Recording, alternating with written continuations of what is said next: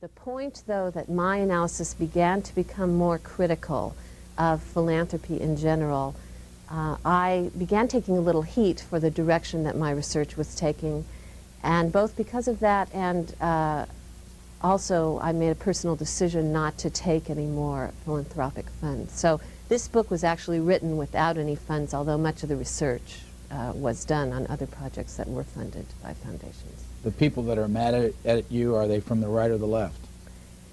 I seem to be hearing sounds from both sides. In other words, people on the left say to me, we always knew this, what's new about this particular issue?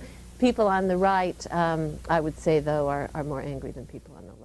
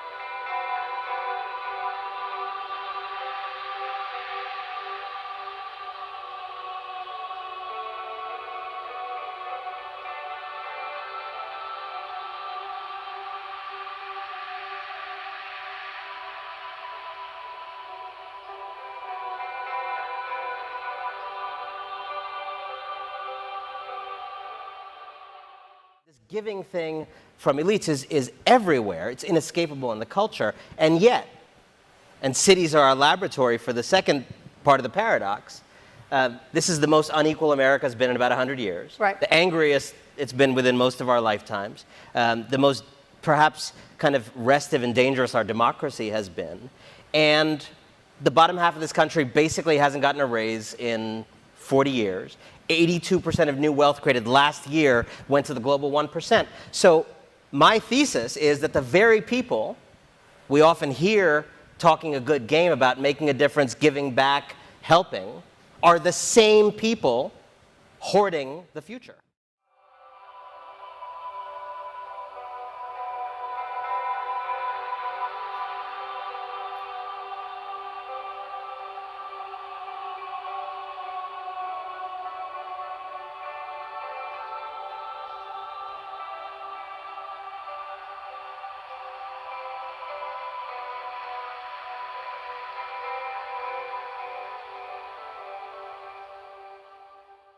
When a scandal like this breaks, it's really important for us to understand that we've gone from seeing 0% of a system to 0.003% of a system, right? There's so much more here. This is a little biopsy of a world that we happen to get. And what we learned is, as you cover on this show, America is in many ways rigged for the wealthy and powerful. And we know that. We have a tax code that is rigged for the wealthy and powerful. We have antitrust enforcement that's rigged for the wealthy and powerful. We fund public education according to property taxes, so nicer mommy or daddy's house, the better the school you get. America's already rigged for rich people.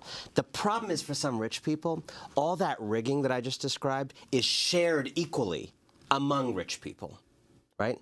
You have the same first-class seat on the commercial jet that all the other rich people have. And what we found in this case was some rich people are not satisfied with the generalized rigging that they have to share with everybody else. They want special, private, bespoke, bottle service rigging over and above the standard rigging that rich people receive. And I read the indictment. The Singer guy's a great character, and he really understood the psychology of these rich people. People like him in that kind of role who are service providers often do.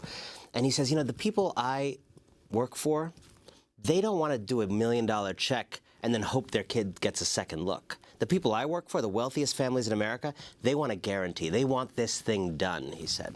And so I think this is a phenomenal glimpse because as someone who's been writing about this plutocracy for a few years, what these folks say when they hear critics like me is, don't be negative. Don't be zero-sum. We can empower the least among us, we can fight for the poor, and we can benefit and get rich, right?